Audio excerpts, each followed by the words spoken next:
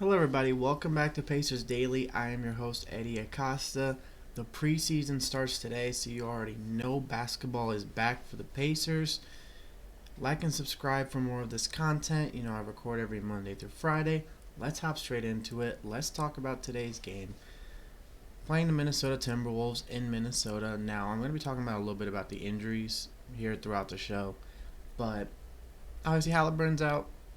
Still game time decision for players like Wiseman and Jackson, but they should be available after their Achilles, has fully healed. But here's what I want to see. I just want to see each and every player just, I know it's preseason, but just show what you got. Now, the Timberwolves probably are going to be without Anthony Edwards and Julius Randle. There's no need for them to be playing in the preseason. But the Pacers should be with Siakam, Nembhard, Nesmith, all these players, and just kind of just overall see how the starting lineup looks. Whether or not, obviously it's preseason, so you're not going to play 100%. Now, I still think you should. Just show to the NBA that we're here to continue what we built off last season. Not just to be a dead end now because Halliburton is injured. No, we want to win a championship. Whether or not we have a star player, we want to win a championship. And that's what the Pacers are going to be working on doing. That's what I'm going to talk about here in a bit.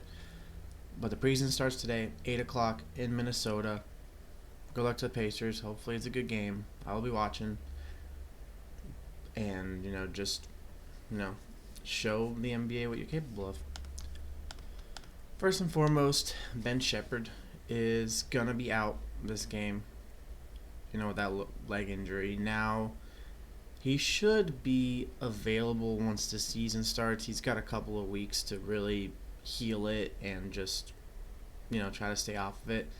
He might even be able to play in the second preseason game, so we're just hoping for that. Now, Shepherd is a guy that's coming off a pretty decent season, but he also had a pretty big injury last year that he missed a bunch of games. He had an oblique injury that, last year there was a bunch of different oblique injuries.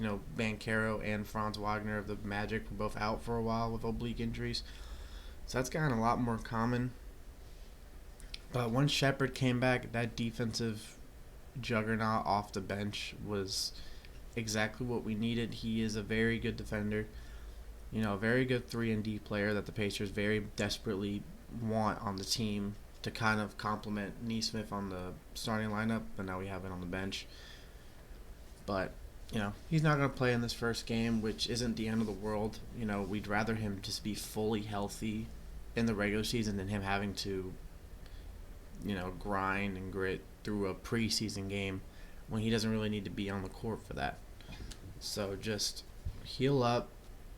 Make sure that they're fully healthy before you touch the court, because we cannot risk more injuries this season. Now, obviously, this is basketball. Every team gets injuries. We've already seen VanVleet out for the season. We've seen that Tyler Hero most likely won't be able to be back by the start of the season. Zach Edey won't be ready for the start of the season. A lot of good players are already not going to be playing. Obviously, Halliburton out for the season. Tatum, Lillard, Dejounte Murray will be out for a bit. Kyrie Irving will be out for a bit. So there's gonna be some interesting players stepping up this year. Now, the best case scenario for the Pacers would be another finals run, just because they still have the team for it. They have the chemistry. They have an overall good roster. Obviously, they don't have their playmaker, facilitator, but they still have the best of the best when it comes to actual role players. Everyone on this team knows how to play their role, and everyone knows how to play it right. If it wasn't for the role players, the Pacers wouldn't have gone to where they got. Now, obviously, Tyrese's 4 game winners were all game winners / game tires were all, big, but those aren't possible without the contributions of everyone. Game 1 of the finals, Obi Toppin 5 threes, Nembhard step back crossover against Shea, Miles Turner's bank shot 3. All these scenarios led to that. Game 1 of the Knicks series, Aaron Nesmith's 20-point fourth quarter. Simple as that. Game 2 against the Cavaliers, Aaron Nesmith's putback. There's just stuff like these. These are all big reasons why the Pacers went to where they went, because the role players stepped up, because everyone outside of Halliburton and Siakam played their best games whenever they could. You know, that Game 3 against the Thunder, TJ McConnell's 5-steal game. You know, we just have a bunch of players that know when to step up, and they step up whenever they know they need to. So, you know, there's still a scenario where the Pacers can make the championship. It's not going to be easy, but there's still very much hope in this city for it. And last but not least, I know two of these topics I've talked about, like obviously I've talked about Shepherd and Jones in the same episode, but there's been more updates about their injuries. Now Cam Jones will be out a few weeks with that back injury, which at the moment isn't the biggest piece of news, because he is one of those players that has to find their spot on the roster. Might not really get too many minutes in his first season anyways. So it's good for him to just heal, not losing out too much in the rotation at the moment. Now, if he comes into the rotation and plays amazing, then that's one thing. But at the moment, just heal up. You're going to get your shot. Make sure he gets a shot after he's healthy. But for now, he is going to be out for a bit. So definitely follow the protocol and get back on the court whenever you can. But obviously the Pacers are going to have a lot of players today that are going to try to show what they can do. You know, DeLon Wright, Taylor Peter, James Wiseman, all these players are going to want to show that they belong on this team. Jalen Slauson, Gabe McLaughlin, all these players that most likely aren't what the Pacers are going to be actually bringing back. Oh, Tony Bradley.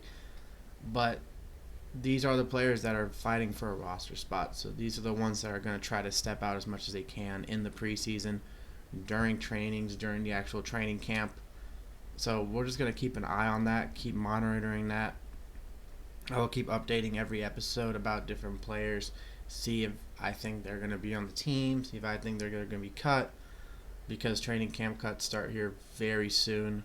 It was funny looking around at what players signed with what teams. I saw that Kendall Brown was on the Celtics. Obviously, Thomas Bryant with the Cavaliers. So a lot of former Pacers are all around the league. And I was watching the Spurs game yesterday, and Victor Oladipo was playing with Guangzhou, which caught me a little off guard, but I'm just glad he's back playing, because all those injuries kind of just cut him off completely. And I thought he had retired a season or two ago, but he's back. So we'll see where that goes. But as always, I'm your host, Hery Acosta. This is Pacers Daily. Boom, baby, and go, Sirs.